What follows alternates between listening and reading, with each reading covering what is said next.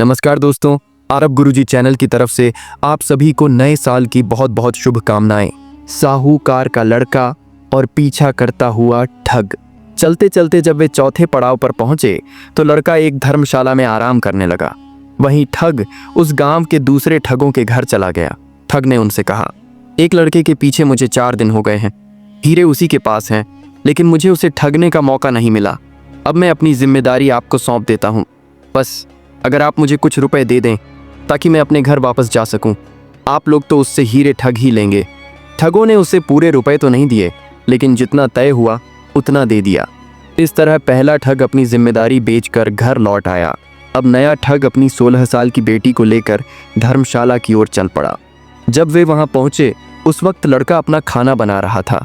उसे देखते ही ठग जोर जोर से शोर मचाने लगा और बोला, ओए लोगों, मेरा दामाद घर से नाराज होकर निकल आया है। ओए, हमने इसे बहुत समझाया कि कल विदा कर देंगे, लेकिन यह किसी की सुनता ही नहीं। देखो तो सही, अपने हाथों से रोटी बना रहा है। इसे जरा भी शर्म नहीं आती। हमारे गांव में हमारी नाक कटवा रहा है। कोई मेरे नाराज दामाद को समझाओ और इसे मेरे गांव वापस भेज दो। धर्मशाला में उस समय बहुत से लोग ठहरे हुए थे। ठग की बात सुनकर सबने उसे सच मान लिया और लड़के को समझाने लगे, भाई तू अपने ससुराल वालों की बात क्यों नहीं मानता? ये सुनकर लड़का हैरान रह गया। वह सोचने लगा कि मैं इनका दामाद कैसे बन गया। उसने उनके साथ जाने से साफ इनकार कर दिया।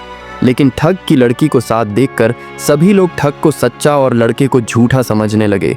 वे कहने लगे, अगर यह दामाद नहीं होता तो क्या यह लड़की को साथ लेकर अगले ठिकाने जाने को तैयार हो जाता?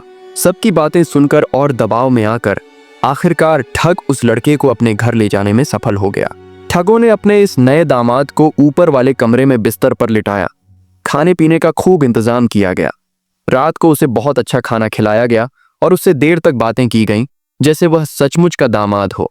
अंधेरा होते ही उन्होंने अपनी लड़की को सजाया संवारा दूध का एक गिलास उसके हाथ में दिया और उसे उस लड़के के पास सोने के लिए भेज दिया। साथ ही लड़की को एक तेज धार वाली कटार भी दे दी ताकि मौका मिलते ही वह लड़के को मार डाले। दोस्तों, अगर आपको यह कहानी अच्छी लगी हो तो चैनल को जरूर सब्सक्राइब करें। बने रहिए हमारे साथ। अगला भाग बहुत जल्द आने वाला है।